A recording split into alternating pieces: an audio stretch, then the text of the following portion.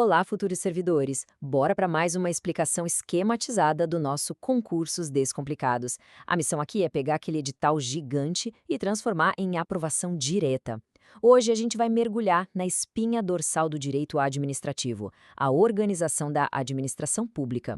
Chegou a hora de entender de uma vez por todas como a máquina do Estado realmente funciona. E logo de cara, a gente já joga o desafio na mesa. Como é que a banca vai tentar confundir os conceitos de órgãos e entidades na hora da prova, hein? Todo mundo que estuda em alto nível sabe que essa é aquela clássica casca de banana. Por isso, eu quero que vocês usem a seção de comentários logo aqui embaixo como um verdadeiro fórum ativo de estudos. Deixem suas principais dúvidas, interajam com todo mundo, porque construir esse conhecimento em comunidade é um passo gigantesco rumo à posse. Bom, esse é o nosso mapa mental de hoje. A gente vai passar por esses 6 tópicos de um jeito super focado e sem enrolação. Organização da administração, desconcentração versus descentralização, administração direta, administração indireta, empresas estatais e, para fechar com chave de ouro, o esquema final. Vamos direto ao nosso primeiro tópico, que é a organização da administração. Pessoal, a organização administrativa é basicamente o jeito como o Estado se estrutura. E o grande pulo do gato para entender todo o resto está justamente nessa divisão. Quando o Estado se estrutura internamente, ele está criando órgãos. Ou seja, tudo continua ali, dentro da mesmíssima pessoa jurídica. Agora, quando ele se estrutura de forma externa, ele cria entidades, dando vida a uma pessoa jurídica nova e completamente diferente. E aí chegamos ao tópico 2, desconcentração versus descentralização. Se tem um conceito que chove em prova, sem dúvida nenhuma, é esse aqui. Olha só, existe um macete mnemônico que salva a vida de qualquer um. Prestem muita atenção nas sílabas do meio dessas palavras. Na palavra desconcentração, as letras C e O indicam de forma perfeita o movimento que cria órgãos, sempre atuando lá dentro, de forma interna. Já na descentralização, o C e o E saltam aos olhos para lembrar a regra de que cria entidades. É aquela distribuição de competências que joga a responsabilidade para fora da estrutura original. Simples assim. Mas atenção, alerta máximo agora. As bancas adoram, mas adoram mesmo, fazer pegadinha com os termos concentração e centralização. Fiquem ligados, essas palavras representam exatamente os movimentos contrários aos que a gente acabou de memorizar. Ou seja, em vez de espalhar e dividir o serviço, a máquina estatal vai lá e recolhe, agrupa as funções. Cuidado para não escorregar nessa. Bora para o nosso terceiro tópico. Vamos colocar a lupa lá dentro da máquina estatal e focar na administração pública direta. A definição mais pura do que é um órgão público é exatamente aquele ente subordinado que nasce do movimento de desconcentração que a gente acabou de ver. E o que resolve quase todas as questões de prova é lembrar que a principal característica do órgão público é a ausência total de personalidade jurídica. O órgão não é uma pessoa nova e, justamente por isso, ele não tem capacidade processual própria. Ele é, literalmente, só uma ramificação interna.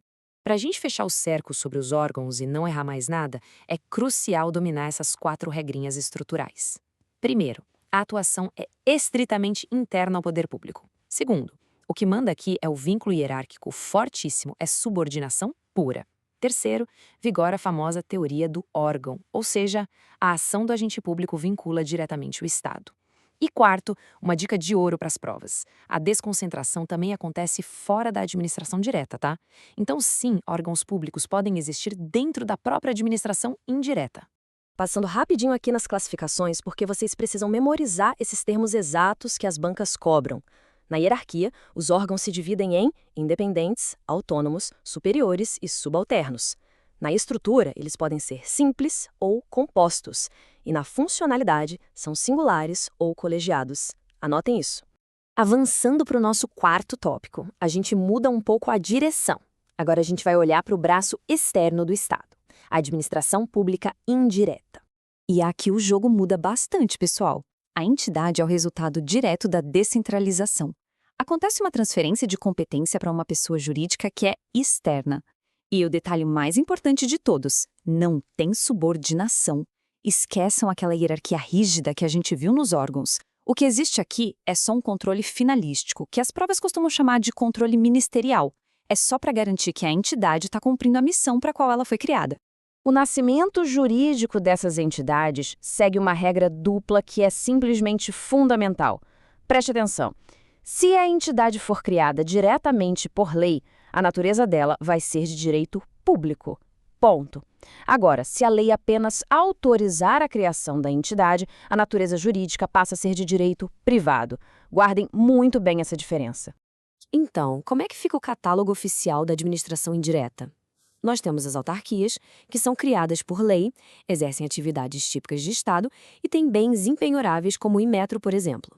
Temos as fundações públicas focadas no interesse social, tipo a FUNAI. Agências executivas, reguladoras e consórcios entram todos no mesmo bolo, sendo tratados pelo regime das autarquias. E aí sobram as empresas estatais, que merecem uma investigação à parte.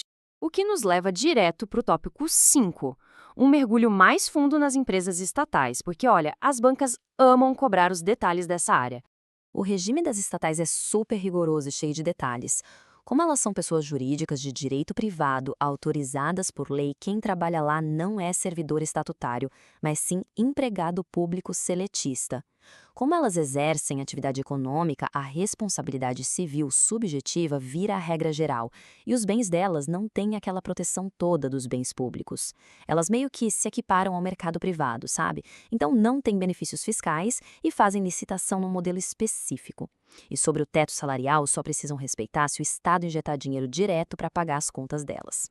Agora, imagina lá na hora da prova. Como é que a gente diferencia rápido os dois grandes tipos de estatais? Existe um teste que é infalível, que eu chamo de teste da Bolsa de Valores. Quando a questão aparecer, você só precisa fazer essa pergunta mental para a empresa que está sendo descrita. Vem cá, você é vendida na Bolsa de Valores? E a resposta simplifica tudo para você. Se a resposta for não, a gente está falando de uma empresa pública. O capital dela é 100% público e ela pode ter qualquer formato societário. Pensa na Caixa Econômica Federal. Os processos dela vão direto para a Justiça Federal. Agora, se a resposta for sim, aí a gente está lidando com uma sociedade de economia mista. O capital é aberto, pode ser comprado, mas a maioria pertence ao Estado. Ela obrigatoriamente tem que ser uma sociedade anônima. O Banco do Brasil é o exemplo clássico aqui, e geralmente os pepinos dele rolam na Justiça Estadual. Chegando ao sexto e último tópico da nossa explicação de hoje, é o momento de amarrar todas essas informações para turbinar de vez a memorização. Essa revisão aqui é a sua salvação para a véspera da prova. Pega a visão.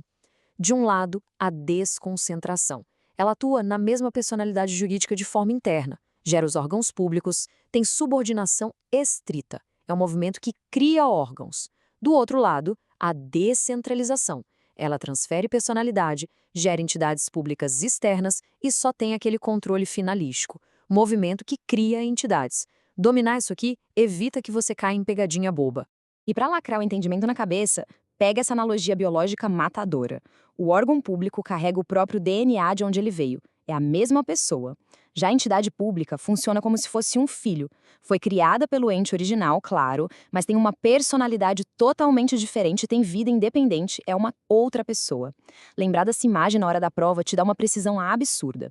Como a gente sempre diz, a aprovação exige o domínio dos fundamentos. E os fundamentos vitais da estrutura do Estado vocês acabaram de solidificar aqui de um jeito bem descomplicado. Ter esse aprendizado estruturado é de longe o caminho mais seguro para passar por cima de qualquer banca organizadora. O conteúdo já está aí com vocês, mas o avanço não pode parar. Qual vai ser o próximo tópico do edital que a gente vai gabaritar juntos? Lembrando que o nosso fórum continua aberto lá nos comentários. Um abraço gigante e a gente se vê na nossa próxima análise estratégica.